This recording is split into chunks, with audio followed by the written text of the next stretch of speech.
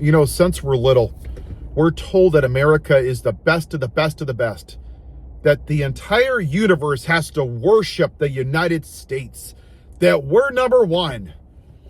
And we see people with flags screaming freedom with bald eagles on their shoulders. What exactly is great about America? See, just asking that question, a bunch of white trash people in this country lose their minds. And their first response is, if you don't love America, you can leave it. Criticizing America doesn't mean that you don't love America. Nationalism has indoctrinated too many people in this country to refuse to critically actually ask what is great about America. Do you even know what we lead the world in? No, not freedom. We're not even in the top 40 for freedom. Gun violence, incarcerations, and military spending. Wow. Not happiness, not quality of life, not wealth, not affordability. Nope. Just those three things. When I went to Europe a couple weeks ago, their museums were closed on Mondays. They don't work on Sundays over there. They close a lot of restaurants down at 8 o'clock. They decided that quality of life is better than capitalism. When you go to London, if you have cancer, they will take care of you as many years as needed through their tax dollars that pays for, wait for it, universal health care. That sounds pretty damn good, doesn't it? You know what London doesn't do? Active shooter drills at their school. They don't have mass shootings like the United States. Germany, college is paid for with tax dollars. It sure seems like they have a pretty damn good quality of life, doesn't it? But too many white people in this country refuse to accept the lie of American exceptionalism. When you look at America, and I saw Dan Crenshaw down in Texas, that Trump bootlicker, talking about the founding fathers and America greatness and Christian nation. But when you ask anybody with 6 teeth and a red hat, what's great? It was founded on slavery being legal, where black people weren't citizens, where Native Americans were murdered and kicked off their land and pushed off because the white man took it. It was written to benefit 21-year-old landowning white men. That's it. We literally put black people in trees and left them there with ropes around their necks.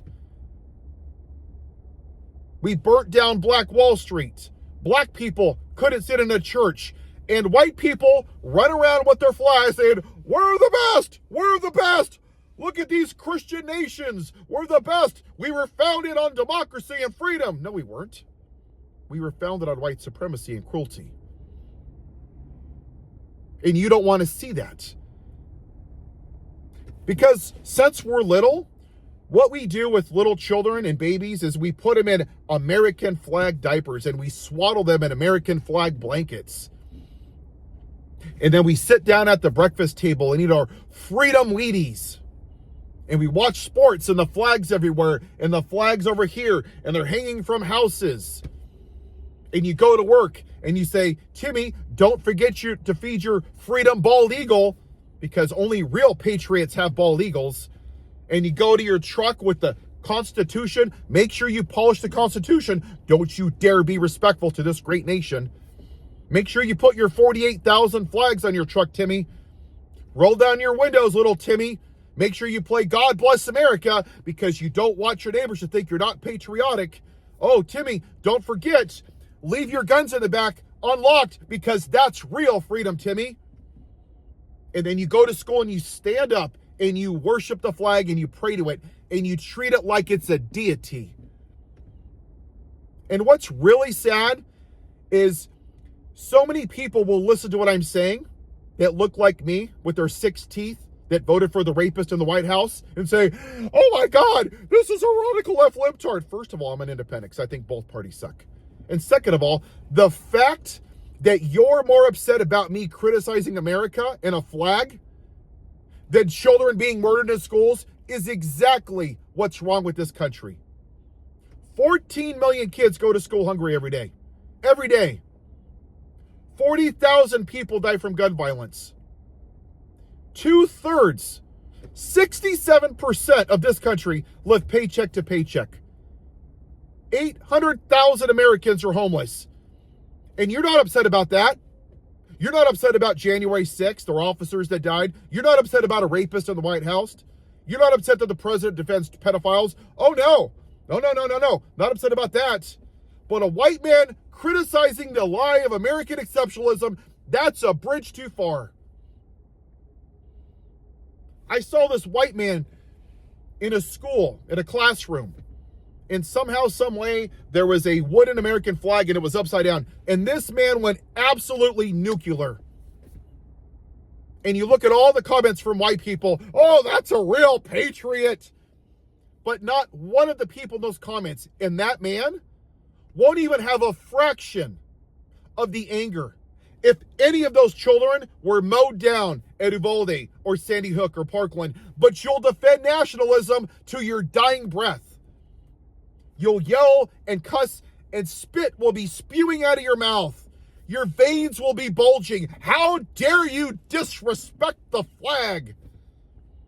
The best man at my wedding served in Iraq for a damn year over a war that another mediocre white man started, George Bush. I respect our soldiers and I respect their service. The difference is nationalism only loves the flag and symbols. You love bald eagles and flags and music and all this nationalistic crap. I care about the people that those symbols represent. And if you would actually give a damn about the people, the children shot in schools, the homelessness, the people living in poverty, the starving children, if you would give a damn about them more than defending nationalism, then we could be a great country. When we go to a doctor, why do we go there? Something's wrong. You're sick, you have an illness, whatever it is, and you diagnose it. What I'm doing is diagnosing the fact that we're not a great country. We're not. We've been lied to through propaganda, just like the Truman Show. It's a lie. I want to live in a country where a black woman can be president, where a country doesn't call itself great for 250 years, while 51% of the country are women, and we keep choosing men again and again.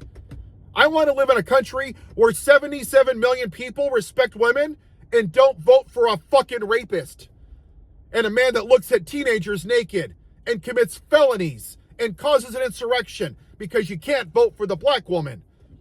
I want to live in a country where the South doesn't gerrymander black districts out of existence because they can't stomach equality.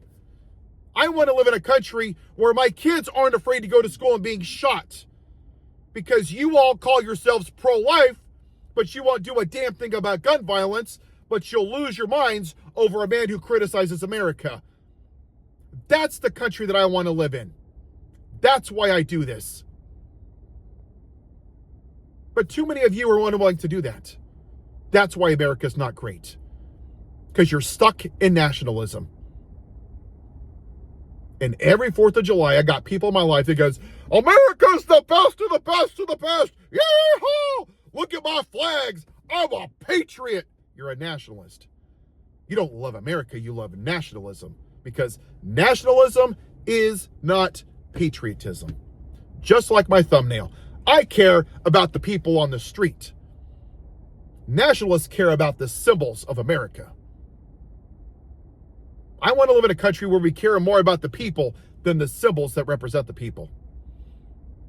When I was in France, Germany, Amsterdam, they don't have flags everywhere like us because they don't need it. You're in Germany. I don't need to see a flag everywhere.